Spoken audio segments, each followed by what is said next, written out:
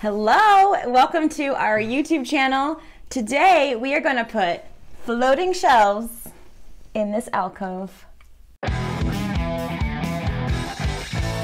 Okay, for step one, we're going to be building the structure for our two floating shelves here, and they're going to be made of 2x4s.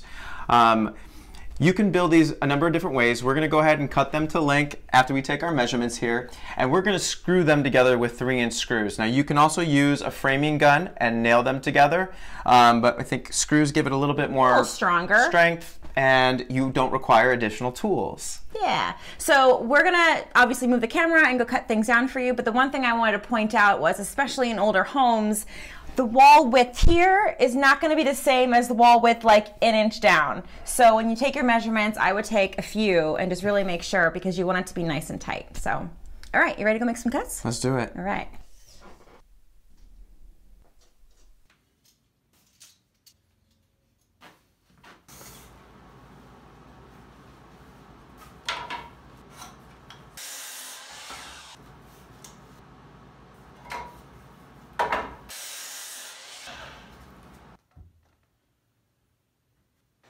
So originally we were going to plan to build a box essentially to be the framework of our floating shelves, but as I was doing this I noticed the walls are way out of whack, and also we have some molding that's in the way, so to slide it in nice and easy is not really a reality. Yeah. So we're going to go ahead and just build these right in and just fasten them to the walls. So we'll start with the back first, yeah, and then we'll do the sides. And then we'll screw the face of the box. Sometimes you just have to like alter your plans. Right, there you go. Work. Course correction.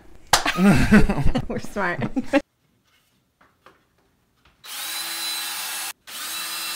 So we marked on the wall where we need to drill our pilot holes.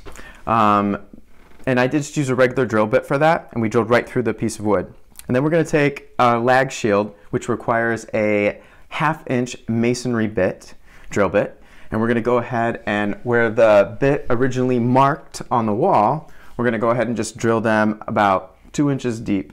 Just enough for these to slide into the wall and anchor the screw that we're going to be fastening the 2x4 into the wall with. Okay, so now we have the anchors in the wall. Now what? Now we have to attach our 2x4 to the back wall. Finally. What do you mean? This has been really easy. Do you want to do the honors? Yeah, I'd love to.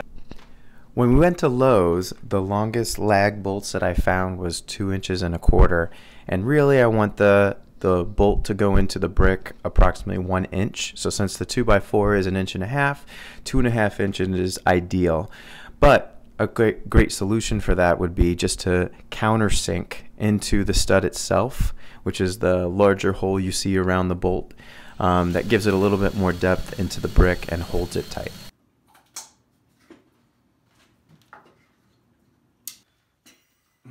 So after a few tries here, we finally got this up. It's really secure. It's not going anywhere. And the next step is to put up the sides of the support system, right? Correct. Yes. So we're cutting ours to, would you say 11 1/4? Yeah.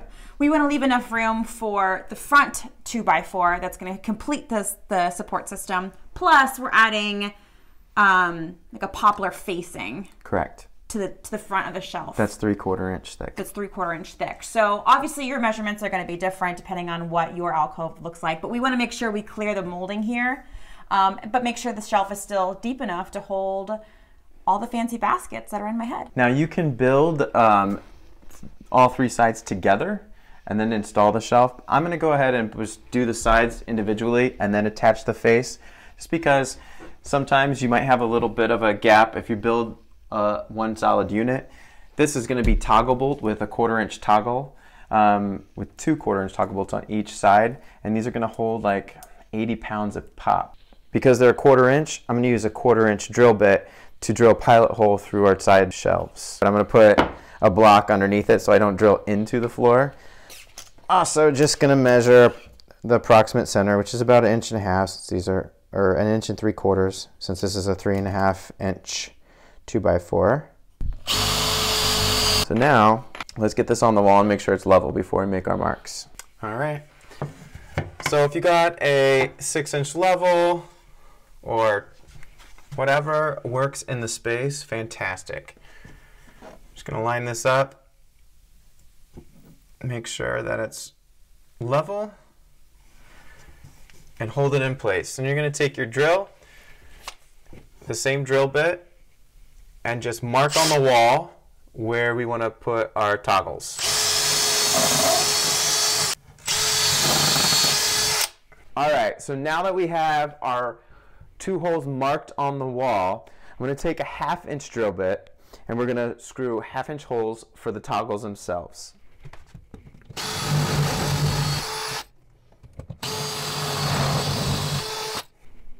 Now these toggles are pretty cool. They basically, they put them flat and they're going to go inside the wall, and then you're going to move this like so, and it's literally going to grip on the back side of the wall, and when you screw in, it'll screw right into this metal plate and just kind of sandwich whatever it is you're screwing to the wall. All right, so we're gonna stick it in there, level it out, and then we're gonna just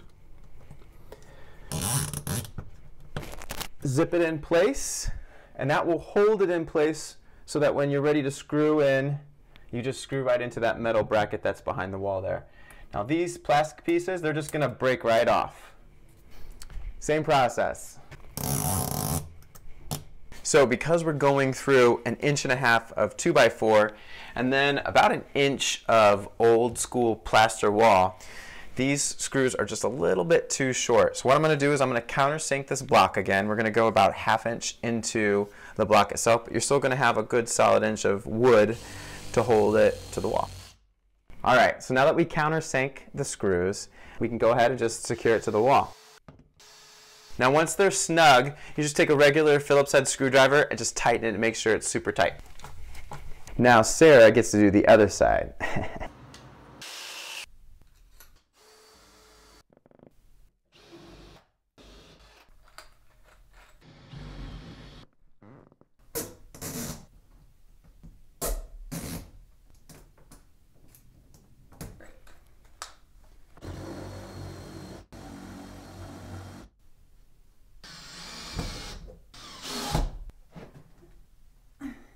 Okay, so the next step, which is very exciting because it's going to get easier and easier from here on out. We hope so. is we're just going to complete the box. Like we said, we're building the box within the alcove. We just think it's easier this way. If yours is a lot more straight than ours was, you can build the box outside and then put it in, just like you build a wall. Anyway, we already pre-drilled pilot holes for these 3-inch screws, wood screws, that we're now going to attach to the rest of the structure. Yeah? Nick's gonna, my lovely assistant's gonna help me this time keep it level. This is in the way. I don't want the drill to rub against it.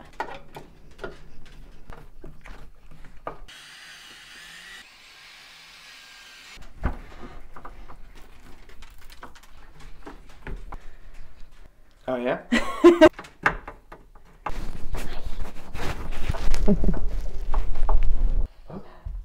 We built one shelf. Well, just the framing of it. The framing of it. Yeah. We're going to make it look pretty later, I promise. But first, let's build the framing for the second shelf. Ready? Yep. Go.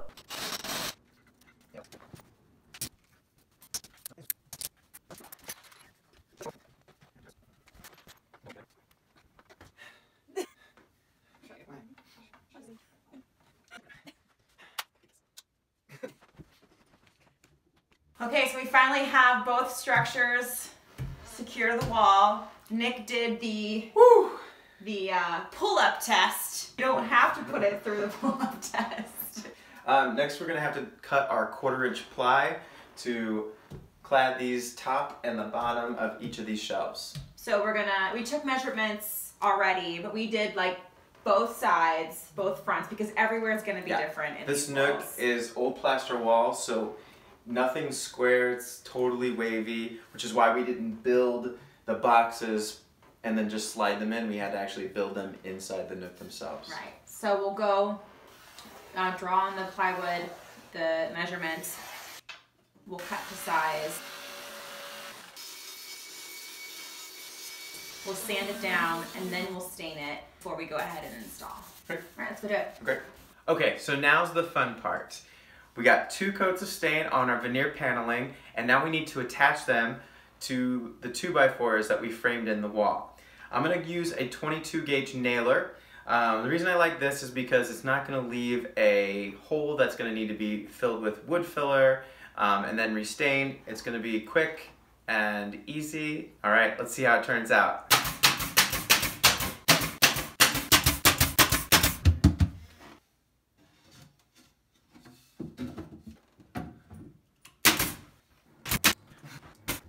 We're so close. Now that Nick has measurements, we got a nice piece of poplar for the face of the shelf. So Nick has to not only cut it to size, but he also has to rip it down because we got a 6-inch wide piece of poplar and this is only 4 inches.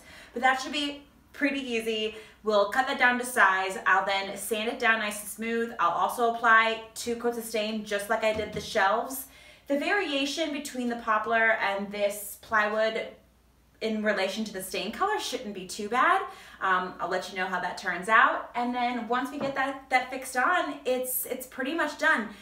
Real quick, if you want, you can also apply polyurethane to your shelves, depending what you're using your shelves for. If that's gonna be something like just store paint cans and things like that, you may not need the polyurethane because it's just gonna be rugged anyway. Or if it's gonna be something nice, like a nice shelf like we're having here in short-term rental, I'm gonna apply 2 to 3 coats of poly satin so it's not too glossy and shiny. It'll just protect the project. So here we go, last steps.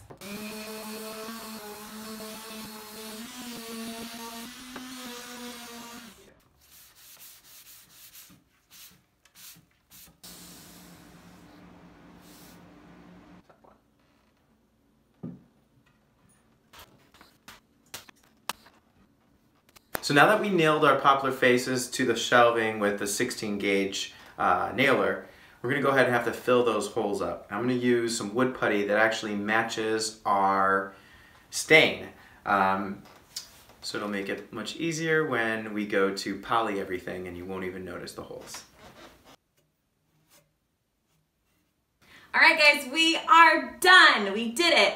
Through the magical world of editing, you won't know or see how long this took us because we just ran into some difficulties with the masonry walls, the unevenness. Yeah, took a lot longer than we thought it would, but it's worth it. Turned out really nice. What do you guys think?